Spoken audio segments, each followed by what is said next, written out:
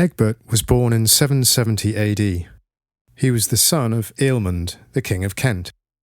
He reigned as King of the West Saxons and Wessex for around 37 years, from 802 to 839, roughly from when he was 32 right the way up to when he was 69 years old. Though not one of the more famous monarchs, he was King Alfred the Great's grandfather, and he's important in our story because he laid the groundwork for the dominance of the West Saxon kingdom, which would go on to unite England under one king. For a summary of events leading up to Egbert's emergence, and for context, we recommend you watch our previous video, linked below. To put him into context on our timeline, King Egbert was on the throne about 1,220 years ago. He could not have imagined that around 260 years after he was crowned, his Anglo-Saxon descendants would be overthrown by William the Conqueror, or that 847 years later, England would overthrow the crown completely and behead King Charles I.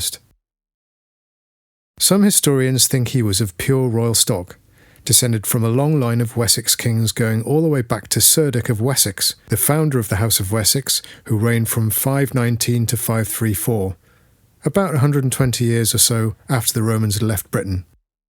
Whatever the truth is, Egbert spent a number of years banished from Britain by Beorhtric, who ruled the West Saxons from 786 to 802.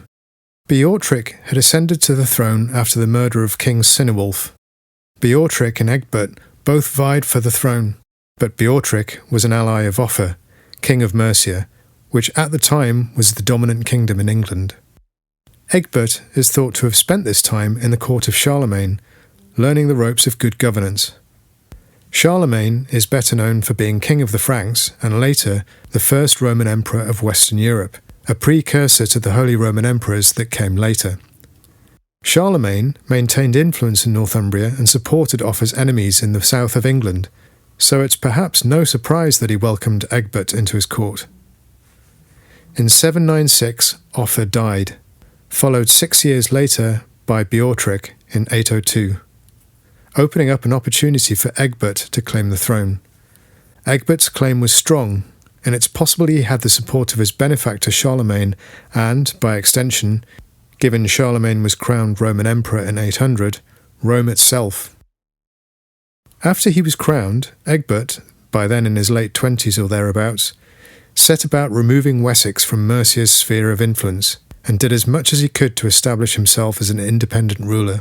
In 825, by then in his 50s, Egbert defeated Beornwulf of Mercia at the Battle of Ellendun, based at modern-day Wroughton in Wiltshire.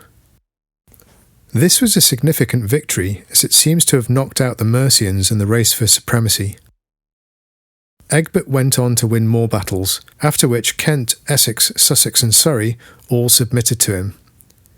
In addition, it's reported that the men of East Anglia asked for his protection against the Mercians, all of which represents a significant expansion in the power of his kingdom.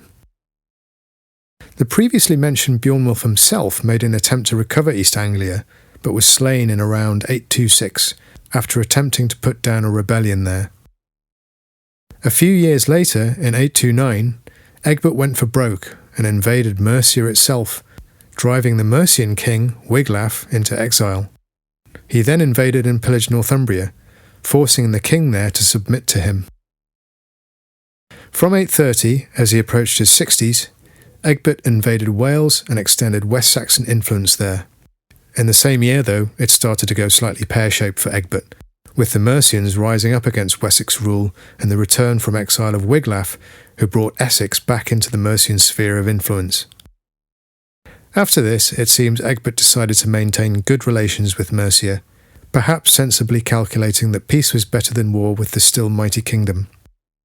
Towards the end of his life, Egbert was defeated by the Danes at Carhampton in Somerset, but he went on to beat them and their allies, the West Welsh, at the Battle of Hingston Down in Cornwall. Egbert ruled until his death in 839, well into his 60s, having established the dominance of a royal household that would one day go on to unite England under the first English monarch. In the next video, we'll take a look at the life of Egbert's successor, Ethelwulf, whose son, Alfred the Great, is one of the most well-known kings of English history. Please hit the subscribe button below so that you get an alert when we upload a new video. You can also help to support the making of these videos by contributing on our Patreon page. See the link below.